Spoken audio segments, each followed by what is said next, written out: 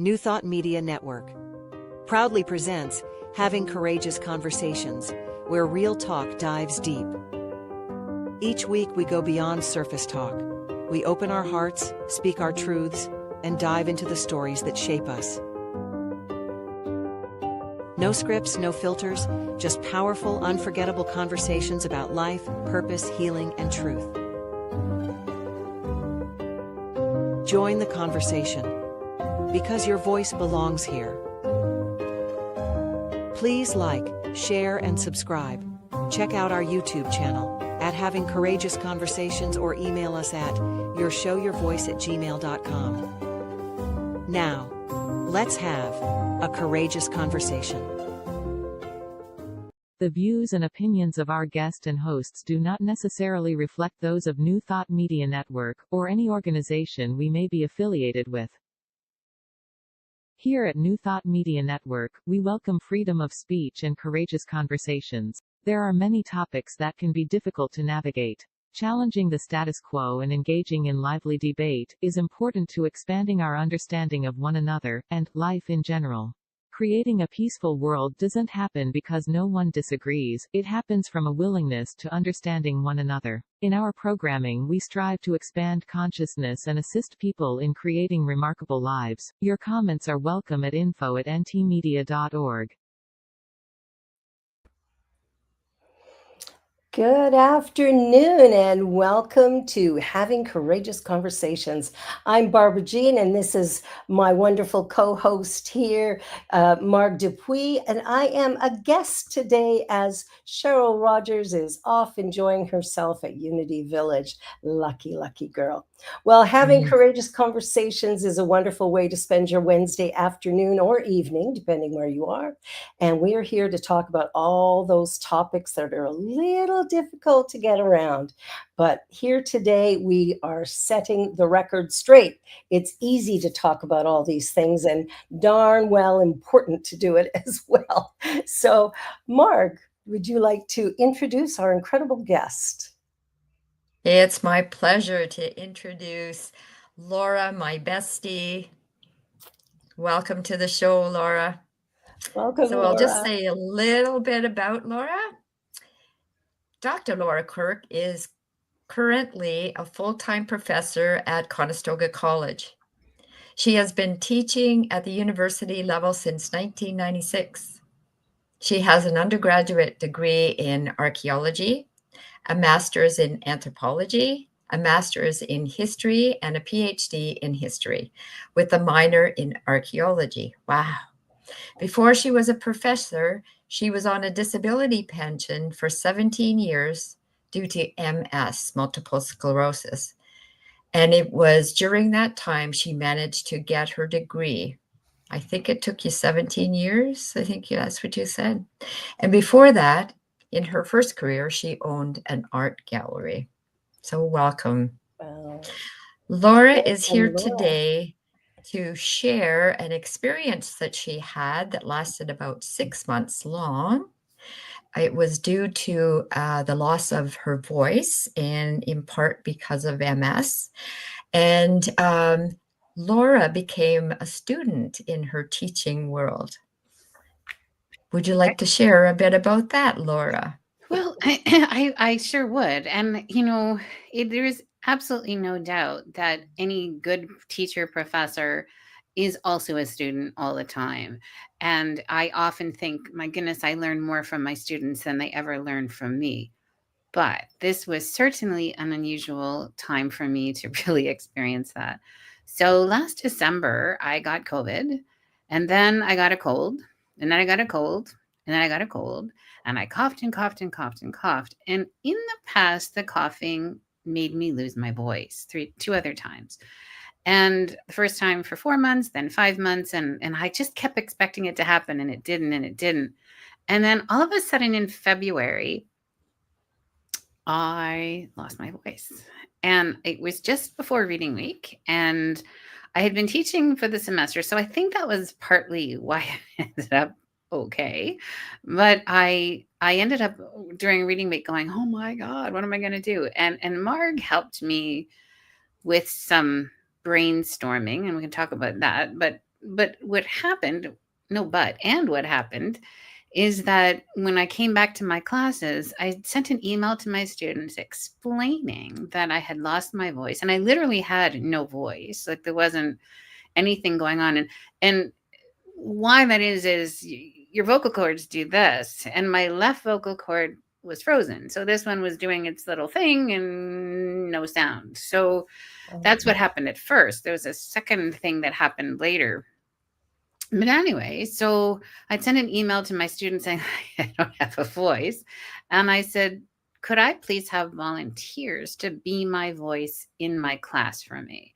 And so what I said I would do is send them notes, and if they could read them. I mean, we were online, and there was always the chat function, but I wasn't entirely convinced I would be able to teach using the chat function specifically. So anyway, I sent the email, and in all of my classes, I had 4 classes. And in all of my classes, students came forward and said, I volunteer. And some of them were like, I'm really shy, but I'll do this for you. And so I made a list of who would do it. And so each class, I would just, text or, put in the chat, do you mind doing this, Marg? If Marg was in my class, and Marg would do it, and they would be my voice. And I would comment on things that were going on in the chat. But my students stepped up. They told me later that it made them feel important and special and part of it. And I'd also, in the email to my students, I said, you need to step up. You all need to try hard. We need to work on this together. It's not, can't just be me trying to push from a side where I have no voice. And the students stepped up, and I was completely humbled by the experience. And that's why we're calling it when a teacher becomes a student, because I really realized I wasn't that important in the process. The students were just so good and so fantastic. And so I was shocked. I wasn't expecting that.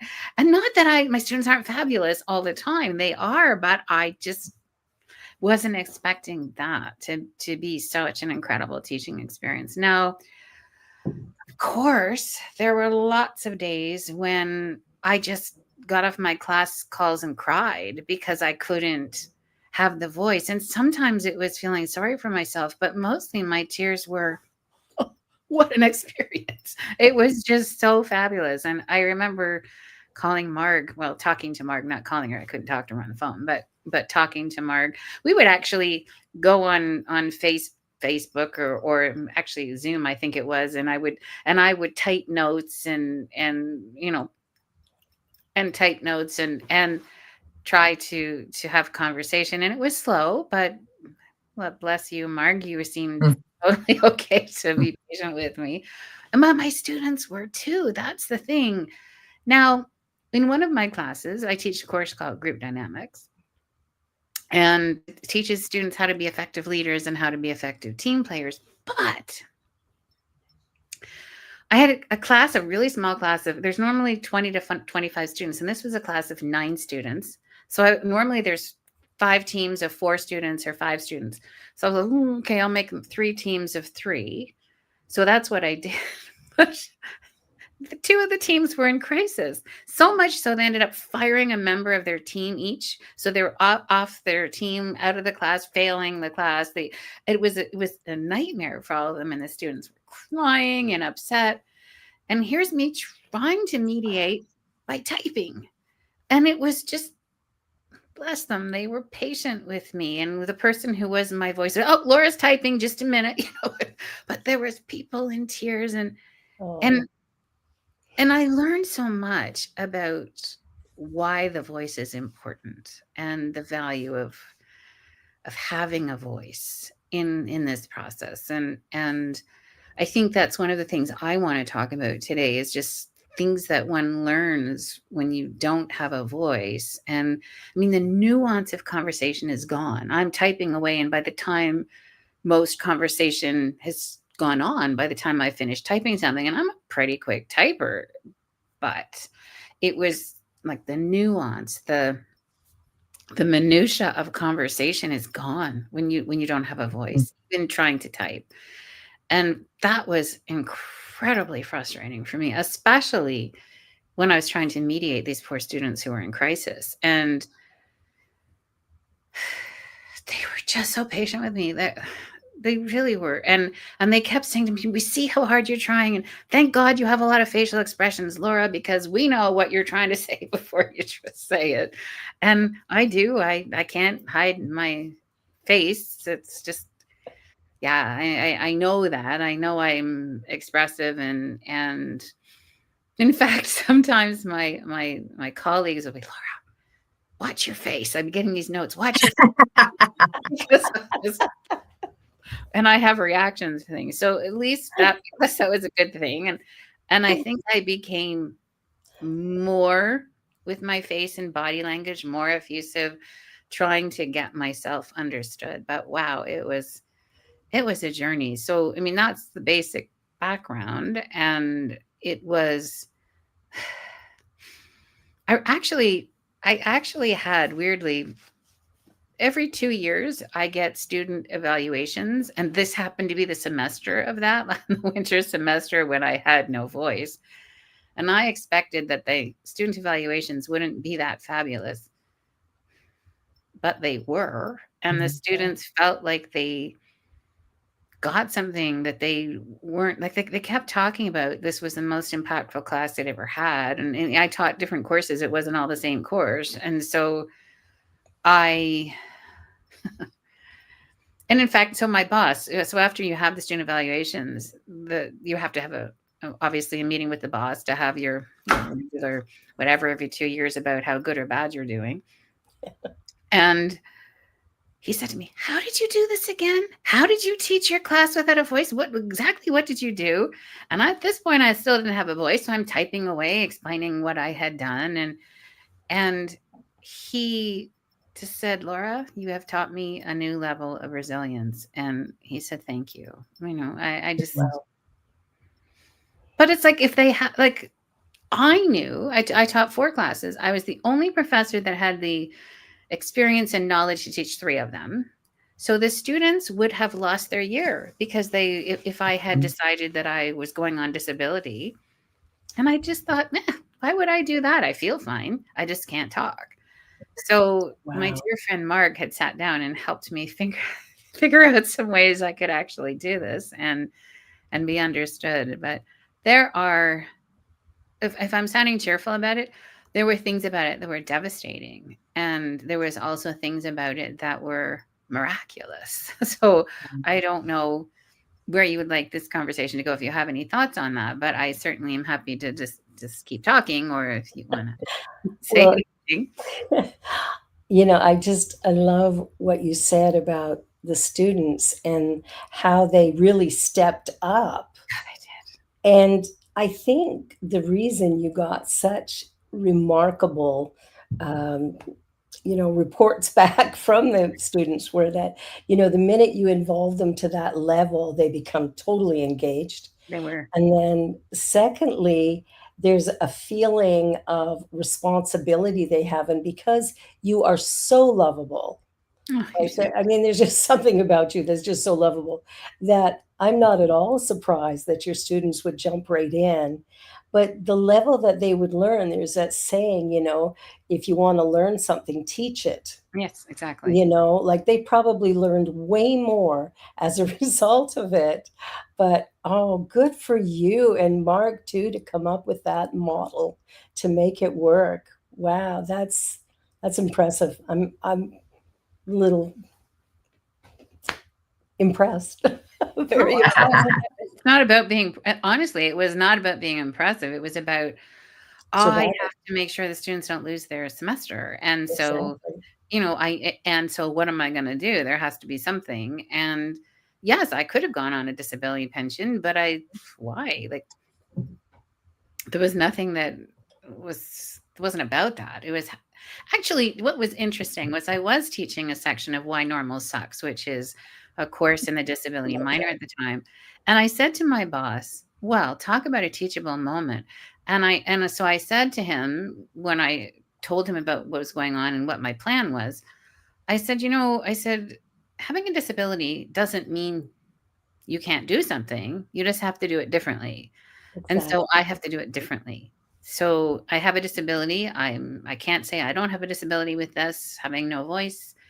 And so, but I don't need a disability pension. I feel I can work. My brain's functioning, just my voice isn't. So yeah. Wow. And then when my voice started to come back, turned out I had a different problem than this. As this started to heal my vocal cord, I ended up having something called false vocal cords that came over in front of my vocal cords and started to choke off my sound. And so that took some interesting time to figure out what to do. I went to a speech pathologist who was absolutely lovely, but couldn't figure out why everything she thought would work didn't work.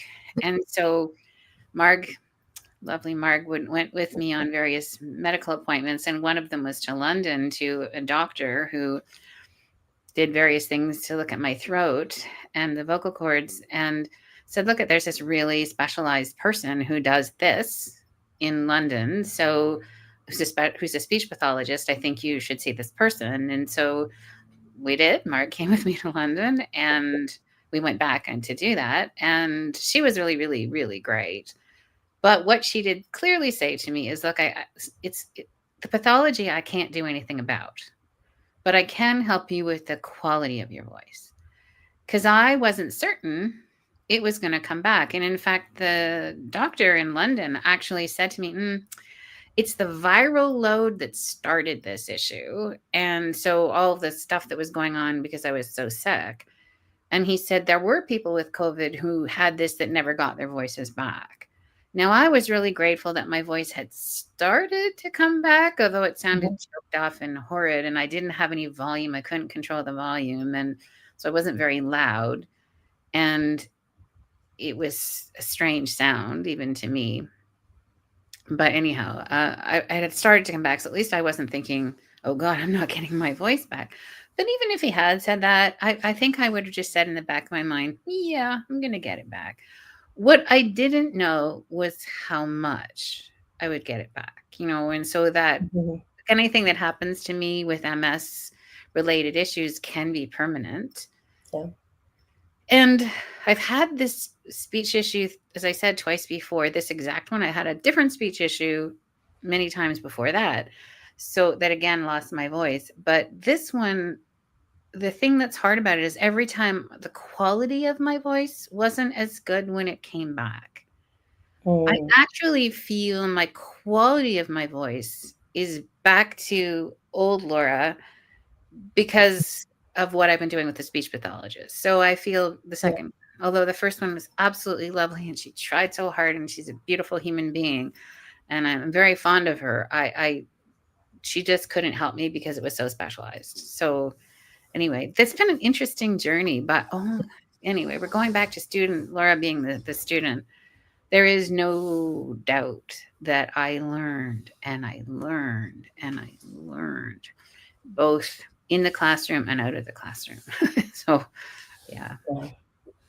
What a journey. I'm thinking of the word voice and the literal voice and the metaphor, using it as a metaphor, right?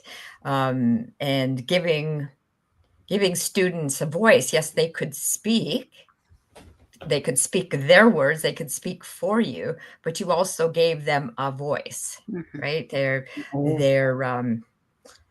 what they thought, what they did mattered in a different way. They contributed in a different way. And my dear, you allowed it to happen. Yeah. I see that being a huge teachable moment. I'm not saying that you are not open to being taught. It's not what I'm saying.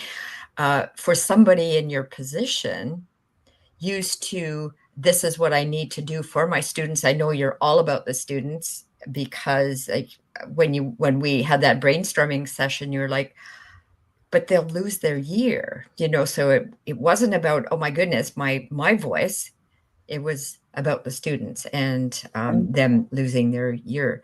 So you were able to step back and just allow this new process to take place. So Well, Wow. there's great power in the human voice. And so to feel you have a voice, I mean, this I was thinking about today's topic, and I've been thinking about it obviously for months, in especially when I didn't have a voice. And I was thinking, I remember hearing once that if you are if you are blind, you lose stuff.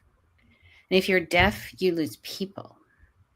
Well, I have been blind, and I understand that. You do lose stuff. It is absolutely true. I can get a book on tape. It's not the same as holding it and looking at it, and I don't get to see art, and you can't see people's faces, but you can hear their voices. And so, but when you're deaf, you don't have the nuance. Well, I've never heard anybody speak about what if you lose your voice, but it is like how I imagine it would be being deaf. It's not that I didn't have a million thoughts in my head, but I couldn't make them understood. And it was, again, the nuance, the minutia of voice it was missing, and conversation and ideas and thoughts. So you're right, Mark. I kept thinking, I'm empowering students to have a voice, and they are empowering me as well by doing that for me. It was, I mean, I talk for a living.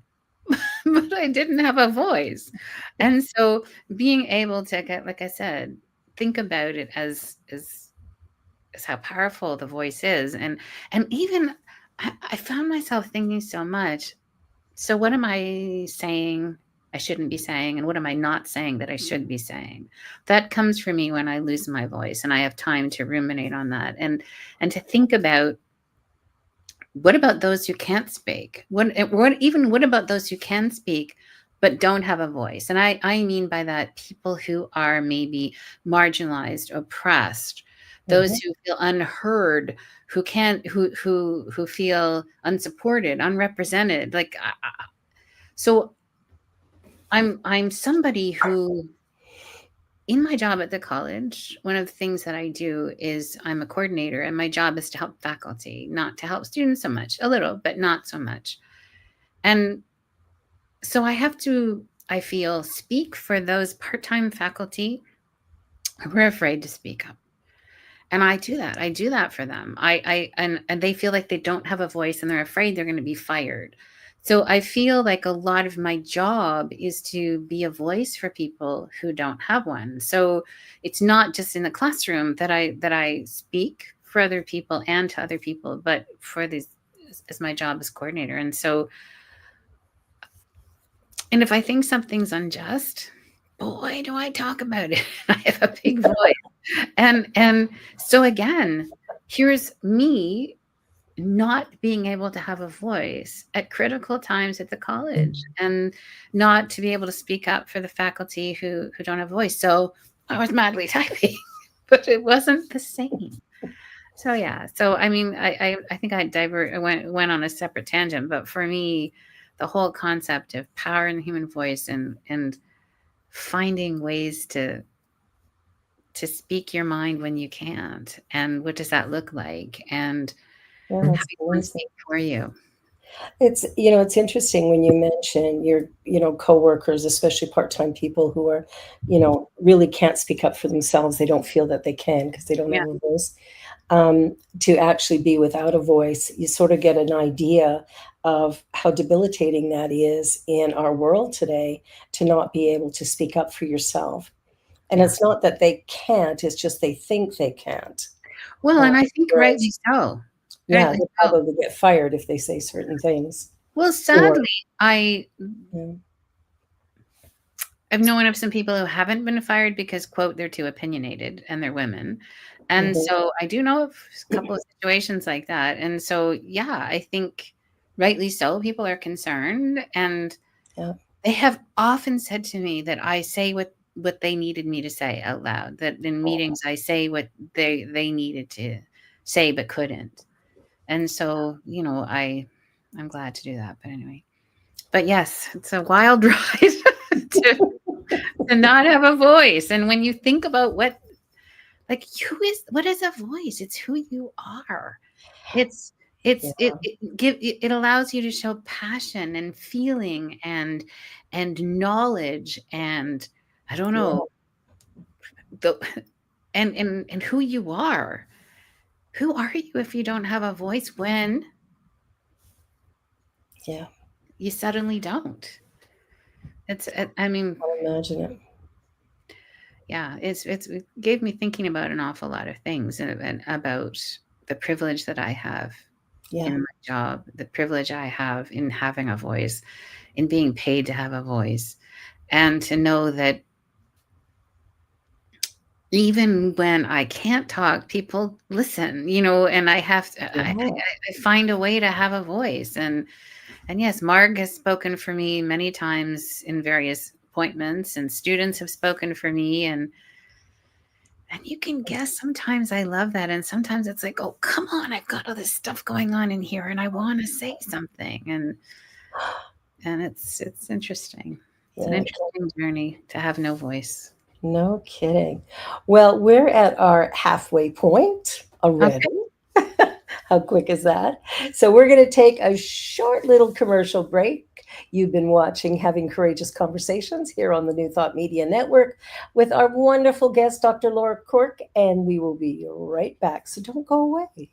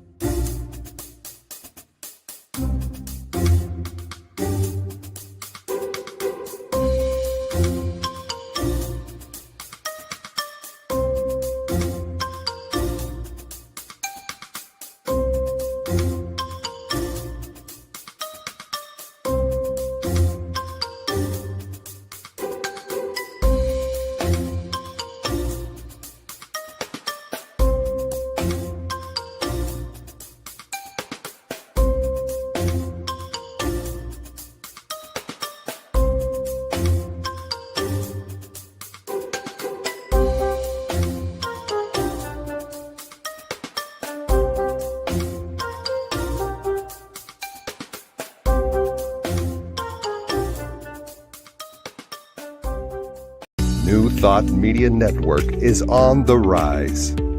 We're looking to grow with you. Do you have technical media experience? Or perhaps a desire to learn? Are you willing to volunteer your precious time and attention? We share this message to benefit all. If you possess a computer with a camera and a microphone, we will share our knowledge with you. Behind the scenes or being the star, let us bless our one. Contact us at info@ntmedia.org.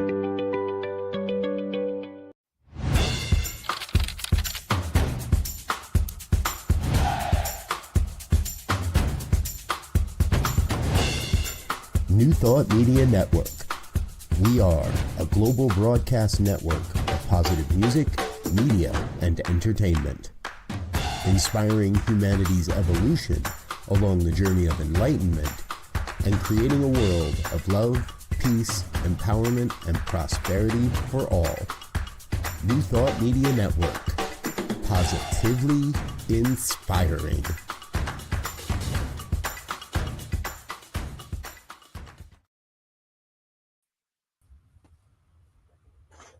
And we're back.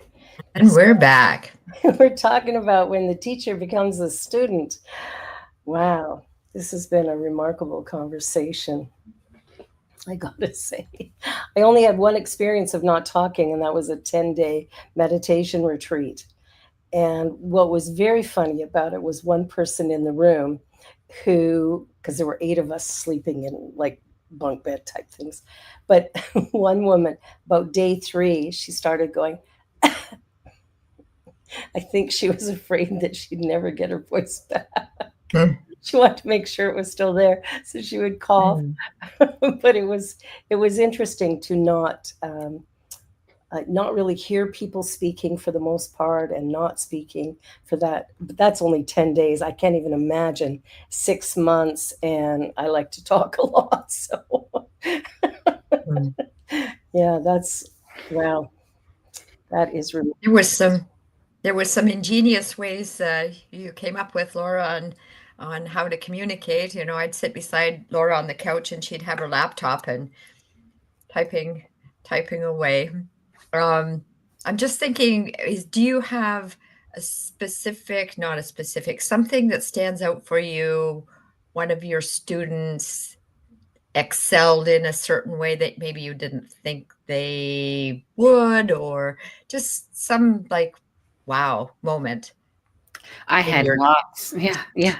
Mark, I mean, lots of them were wow moments for me. I remember one student who was particularly shy, who really hadn't said a lot in the time that we had been in the previous, first half of the semester. And again, we're on Zoom, so we see each other's faces like we're seeing each other now. But I remember she said, I'm really, really shy, but I'll do this. And just her insights and what she got people to talk about and what she, well, everyone, you're not saying, what about this? What do you think about this? And, and I literally started to cry because it was so beautiful. And so much of what they said literally brought me to tears on many occasions. And even those students who I was teaching the group dynamics class to that were in crisis, I remember the one group that was just crying, and this woman turned to me and she said, Laura, we can see how hard you're trying just by your face and by the things. And that made me cry because I was sharing their tears and their frustration and also having my own tears and frustration. But I mean, Margaret, to say, is there a specific one? It just is a sea of, I just couldn't believe how, as much as it was difficult, it was also one of the most beautiful teaching experiences I've ever had. And it went on and on. I thought, to be totally honest, the first couple of classes, I thought, well, wow, we're not going to be repeating that. And we had a whole rest of our semester, 7 more classes. Like after the reading, we had 7 classes of each of my courses. And all of them had just wow moments where I really did. I came to think, well, I'm not that important in this class. Yes, of course, the good news was, I mean, what happened was I had a voiceover PowerPoint that they listened to before they came to class. And then what we had in class for most of my classes, not all of them, but most of them were more like a seminar when we were there. So they had heard my voice and they had heard the theory. So I suppose that was, thank goodness, already there. But still, the things that they would say and they would say to me later, they were so honest and so raw in ways they'd never been in a class before. And well, it wasn't me because I couldn't say anything. And I mean, yeah, my face says a lot, but it just wasn't really about that. So Mark, I wish I could say, oh yeah, this story. Okay. It's more like a sea of impression, just because it was such an emotional period of time. And have you taken anything that translates now to you? Did you bring anything from there to your teaching now? It's changed my teaching. It absolutely has, because I've realized that, I mean, I've always been that professor that it's about conversation. But if they have questions that, yeah, we can, the theory is there, but let's talk. And I'm teaching, for example, a course I haven't taught in a really long time right now. And it's actually with students who are brand new to Canada. 6 months is the longest someone has been here. And it's this course called Student Success. And it's just teaching students how to be effective as students in Canada. But what's interesting is they come here as nurses, doctors, accountants, lawyers, but they're coming to learn English. It just happens this course is something else they're being given just to make sure that they know how to be students in our program. And so, of course, so many things that we think we have to teach them is things they come knowing. So we just have a lot of conversation. It's a 3-hour class starting at 8 o'clock in the morning on a Thursday morning. And they show up, they're on camera, and they participate, and they are keen. And the things they say are blowing my mind.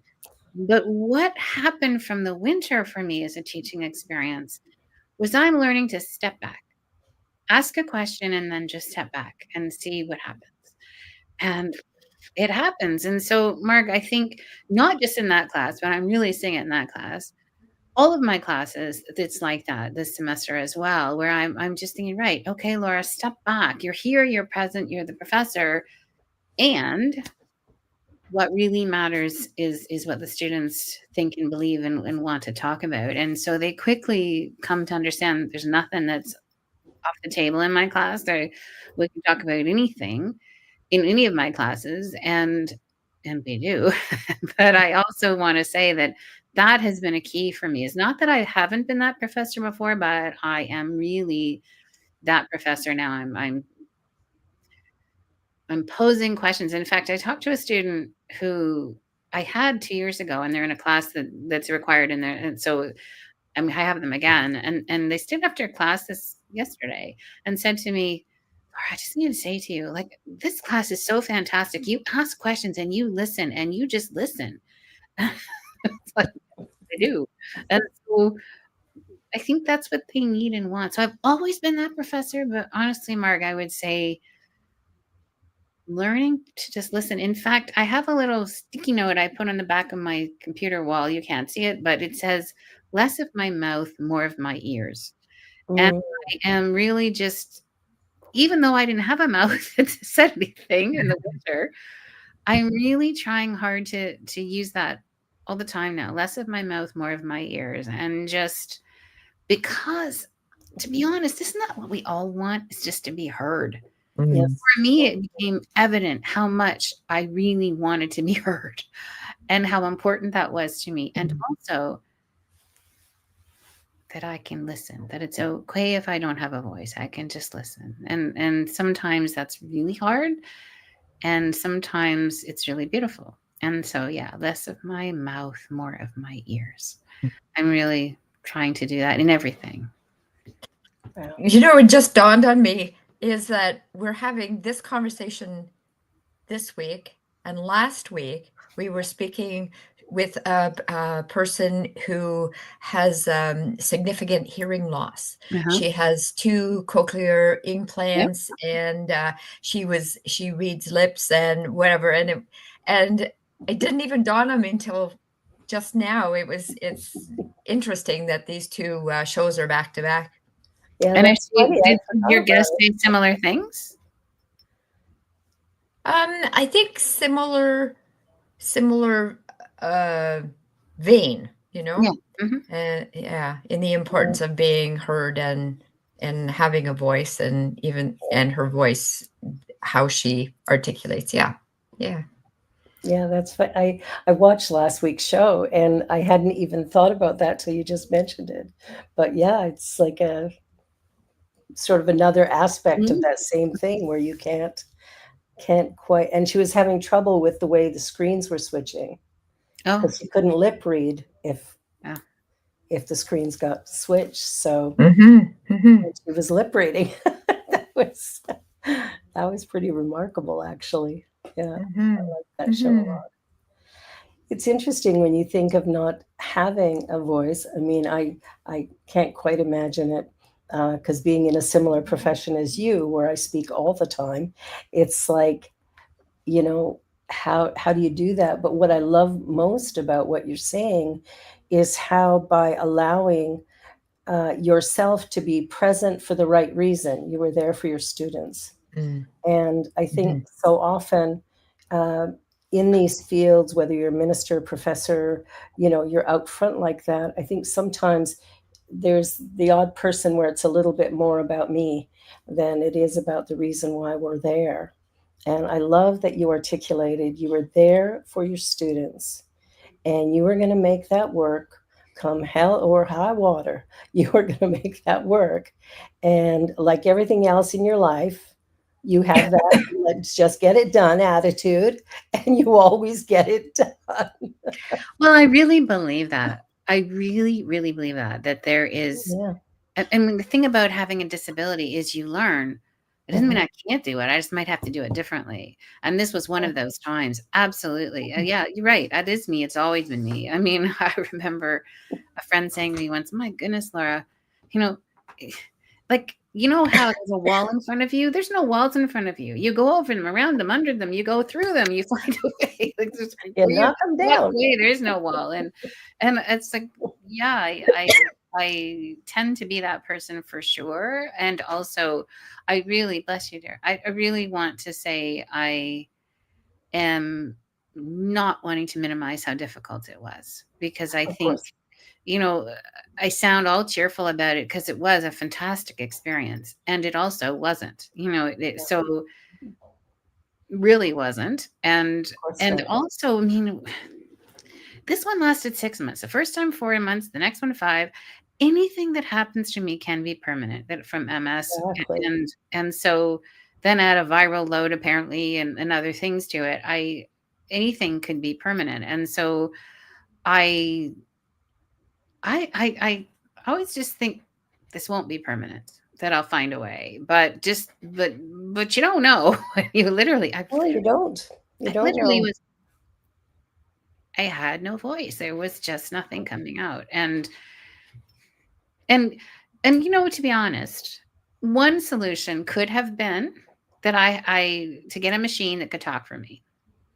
I did say to my boss once that when he found out I had MS, and he said, "Oh my goodness, I know what it can do. Like, I'm concerned." And I said, "Oh, there's machines that can carry me. There's machines that can talk for me. There's machines that can whatever. I'll be no problem."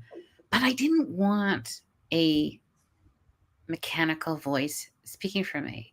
I thought the students would relate more to each other, and so I'm really glad it worked out that someone could speak for me, because as it turns out, in the last couple of months, I did get a machine that can talk for me, and it's quite cool, and I will take it. In fact, it's been encouraged that I take it with me and use it when I'm in the mall or a shopping store, so I don't talk, so I preserve my voice.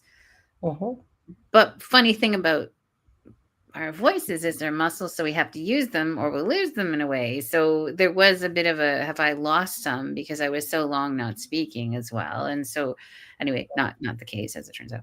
But I did get that machine because I thought, fine, okay, for times that make sense to save my voice so that I can speak when I want to speak, then okay. Having said that, I haven't used it yet because my voice feels stronger than it has in a really long time. And so I'm actually singing again, and I'm kind of a singy little gal. I've always been a singy person. And it's been really lovely. I used to be a soprano. I'm an alto now. That's the only big change since losing my voice all these times, is my voice quality has dropped. Of course, that happens at my age anyhow. But hey, at least I can. And anyway, yeah. Isn't it cool, the different devices that are available, adaptive equipment, right? And we still haven't played with that machine, Laura. We need to get playing with it, because I remember when the person at the speech at Freeport who said, you can record your own voice. So it's not going to be a mechanical voice. Should you need it, it will be your own voice. Which you're right. I should be banking my voice. You're absolutely right. I should be doing that. Yeah, it's just been kind of a very busy semester. So of course, just slowing down a bit now for me. So I'm able to look at doing other things. So this is a perfect week for me to be doing this, for example. But yeah, good point. Look at me getting all excited. Let's go play with your machine. Well, I'm excited too. Having my own voice would be really wonderful, to be able to play something. But again, it's not fast. Probably get faster at managing it. And it's wonderful that it's there existing. I'm thrilled right down to my socks. And I hope I don't need it. I said when I picked it up, thank you. And I hope I never see you again. And I hope I never need this, actually. So good for you. Good for you. I think what you do, which is sort of what we teach in Unity and in CSL, is that, our mind is such a powerful contributor to the experiences of our living. And so if we think along the lines of I can, we get to be right. And if we think along the lines of I can't, we get to be right. I tell that to my students all the time. Yeah, and you're always, what so impresses me about you in all the conversations we've had through these shows is you're always upbeat and positive, but honest and real. You're not going, oh, it was nothing, piece of cake, man, just no. You're going, I cried, I struggled, because that's the truth of it. And I think that authenticity that you have is really why your students stepped in the way they did, because they love you. I really believe they do, They because tell me that. They literally tell me they love me. I'm not surprised. They literally do. I got told that yesterday by a student, and I'm like, okay, thanks. But it's true. You're authentic and productive and powerful and life-giving in the things that you do. So as a professor, even in allowing them to be the teacher, you are giving them an opportunity which completely transformed probably more than their year. They would have learned more in that semester than they've probably learned in their lifetime by having to step into a role that is not theirs, but to do it because they care. Yeah. Making me teary, obviously. And yes, they told me that. And many of them thanked me deeply after. And they wrote those kind of comments. Who gets that on your teacher evaluations? But it was not what I expected. That's why my boss said, like, how did you do this again? When he read the comments, because he just couldn't understand how I had no voice. And yeah, there's such power in the human voice, and power in how we think and what we decide we're going to do. And yeah, you're right. I am someone who is going to find a way, but I told you before, and I'll say it again. Whenever something happens to me that's new or hasn't happened for a long time, I give myself 24 hours to wallow in self-pity. And then I'm done. But I really wallowed this time, because I was like, oh my God, what am I going to do? And I was really upset about losing my voice. Not that I was surprised, because I had coughed so much and that had happened to me in the past. In fact, to be honest, I'm going, yay, body. You haven't started losing your voice yet. And I was just so proud of myself as all this coughing and it hadn't happened. And I was like, good job, body. Keep it up. And then there it was. And I couldn't say I'm surprised, but the good news is it took longer for me. Like the first time I lost it, I coughed for 2 weeks and I lost my voice. This was coughing for 3 months before I lost my voice. So, if I'm looking on the bright side, and I might as well here, that was a big bright side. It wasn't all bright side, but yes, again, Mark, my dear friend, helped me so much through being my voice lots of times. And so thank you for that, my dear. Yeah. And you put some things in place for safety reasons as well, because of your coughing and not being able to speak. We had some things put in place so that she could get in touch with me ASAP. And yeah, and you keep saying me justice. I'm trying to keep my throat as warm as possible always, so I'm always wearing turtlenecks when I teach. I know it's probably not as nice as some of my other clothes, but it's always what I do to try to keep it. I love that scarf. The scarf you've got there is beautiful. Thank you. It's a fall scarf. Not that you can probably see the leaves on it, but I just really try to do things. I'm very conscious of my voice. I just got water again. I'm drinking all the water I can do. That was the one thing they kept saying is lubricate your voice, Laura. Whatever you do, drink water. Okay. Then not that that's I was thinking about taking, so we have a textbook and there's knowledge in the textbook, and you teach that, you teach the words from the textbook, and this went a step beyond, right, to the actual living it and experiencing it and whatever. And going back to what you said, Barbara, too, that all my words is it stays with the person, the student, longer, and certainly has additional value because they're exercising that part of their brain by being in it, immersed in it. Yeah. Yeah. Makes such a big They keep difference. texting me and emailing me about that, that they can't forget about what that was like. So if that's a positive that comes out of it, I'll take it, right? I'll take it. Oh, Mm-hmm. that's a big positive. Yeah, I But know. also, it's teaching them about resilience and about, there are bumps in the road as we navigate this thing called living, and those bumps in the road can take us out or they can take us deep. Mhm. And you've chosen over and over and over again to go deep and just to, count on that resilience within you and bring that up. And I think they say that you can say a lot of words to people, but what you do speaks way louder. And the way you model living, I think, is having a profound effect, not only on your students, but also on the faculty that you work with, because they're seeing you step up in ways that they know they would not be able to because they just wouldn't do it. Right. Yeah, And there I you got are. told that. Yeah. Mhm. I told that. I did. So Which, you're, I mean, I was just like, really? You would, like, I'm thinking, really? You wouldn't be doing this? Like, but yeah, thank you. I certainly believe in that. I believe in living authentically, and I can't not. I can't not. I can't not. So it's yeah. And when you can't have a voice, that became, how do I do that? How do I live that way? How do I live the way I want to live if I don't have a voice? And what does that mean? And again, I'm going back to the thing that was so incredible is students who didn't have a voice before, thought they didn't, found them and stepped up. And, that was beautiful. Yeah. I don't know. There's so many things I could say. And I feel that the whole thing about what voice is and what it means and how and who you are if you have a voice and who you feel you are if you don't, and how is that different, and what does that look like?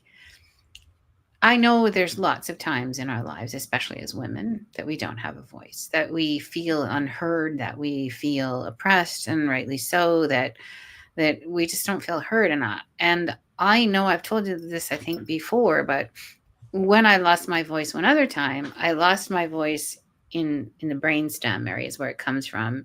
And it was all through here where my esophagus didn't close. And so I could have choked to death, and my palate didn't lift, and I sounded deaf because the air came out of my nose. And I was in the hospital because my brainstem was swollen and I couldn't get it down. And I just remember sitting there in the hospital room. I was there a month in London at the time. And I remember the doctor wasn't sure I was going to make it because there's only so much room in your brainstem for it to keep getting more and more swollen. It'll go kaboom. It's like a balloon in a box in a way, if you want to look at it that way. But I just remember thinking, I'm going to get out of here. And I promised myself that I would always speak my mind. Once I got my voice back, and I knew I would eventually, I was convinced of it, that I would always speak my mind. And that was maybe 30 years ago now. And I've always done that since. I've not stopped. And so, but when you don't have a voice suddenly, how do you speak your mind? How do you make yourself understood? How do you advocate for other people who don't have a voice? And so, it's funny because one of my jobs is to run the department meetings we have every semester, which are all faculty meetings, we call them, and we just talk about changes that have happened and things that have happened, and I run them. And I had a friend help me, but I said, I'm going to do the first bit because I'm going to prove that it's okay if there's other ways to do things here. So I just started typing and, hello, everyone, welcome, I don't have a voice today. And we were on Zoom. And my boss's boss suddenly interrupted and said, Laura, where's your voice?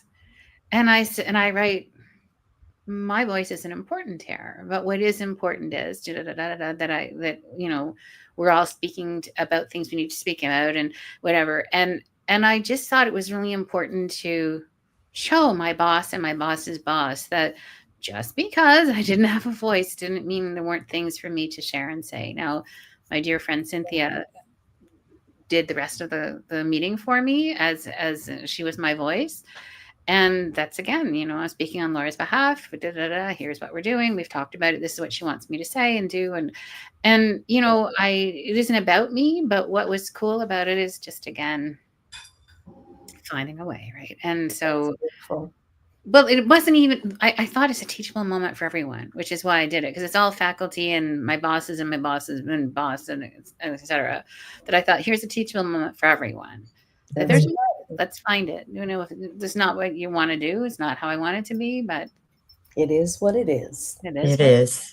And showing up the way you show up with your different abilities, Laura, gives permission perhaps to a student that might have a disability, another co-worker, peer. So showing up as your authentic self in your body, expressing the way it expresses, gives other people perhaps permission to be as authentic as you are. And I see that we're winding down here, or winding up, however you want to say it. Yeah, so we're, we always ask at the end of these shows, what's one little takeaway you'd really like people to get from this show today? What is the most important thing for you, Laura, do you think? How does one come up with one thing? I think what I will say, actually, is what I believed was the teachable moment all along with losing my voice. And that is that just because you have a disability, just because something is not what you might want it to be in the way your body is working, doesn't mean you can't do it. There's always a way you can find a way. It may not be the ideal way, it may not be the way you want, but there's a way. Or maybe lots of ways, but especially there is a way. And so that's what I want to say, is that there is a way. There always is a way. Beautiful. Love it. What about you, Mark? What was your most poignant moment, shall we say? Mm-hmm. Boy, that's tough. That's tough. I like how Laura ended it. There's always a way. Yeah. Just perhaps a different way. Doesn't have to be the way it always has been. Yeah, because everything does change. Mm-hmm. And what I would add, I think, is that, people hear more from us than just our voice. They hear and see our mannerisms, our intonation. There's all kinds of things that the way we stand, the way we present ourselves. And I love that you modeled a whole new way of teaching, which has had profound effects both on you and on us now, and also on every one of your students. So congratulations. You truly are a star in our eyes. And I'll say our, because I know that Marg agrees with me, and I know Cheryl would too. So Laura, thank you so much for being here today. You are a tremendous, tremendous individual. I'm so glad to know you. I can't wait to meet you in person. Yeah, me too. Thank you so much. We'll repot that orchid for you. Exactly. Thank you.